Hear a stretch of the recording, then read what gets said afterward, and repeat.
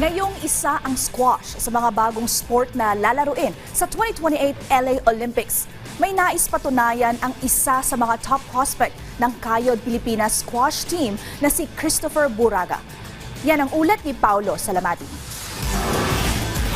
Pinaghahandaan na ng Philippine Squash Academy ang kanilang mga magiging plano para sa koponan matapos mapabilang ang squash sa mga bagong sport na lalaruin sa 2028 Los Angeles Olympics. Dahil dito, malaking motibasyon ito para sa Kayod Pilipinas squash team na kung saan may dadala nila sa Olympic stage ang kanilang talento na magsisilbing karangalan para sa bansa.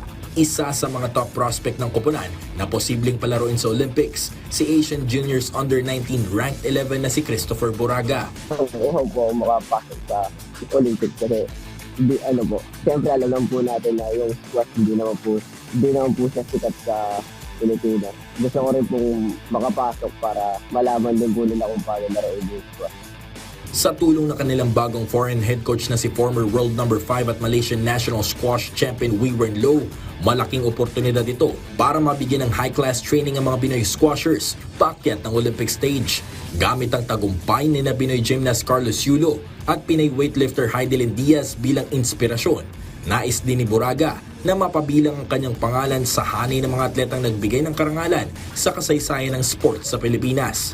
Gusto ko rin pong makapasok doon sa mga Hall of Fame po na tinatawag po nila. Gusto ko rin po gumawa ng history sa sports na squash po. Mga first Filipino po, ganun po. Isa ang squash sa 5 bagong sport na inaasahang lalaruin sa 2028 Olympic Games, kabilang ang softball, flag football, lacrosse at cricket. Paulo Salamatin para sa Pambansang TV sa Bagong Pilipinas.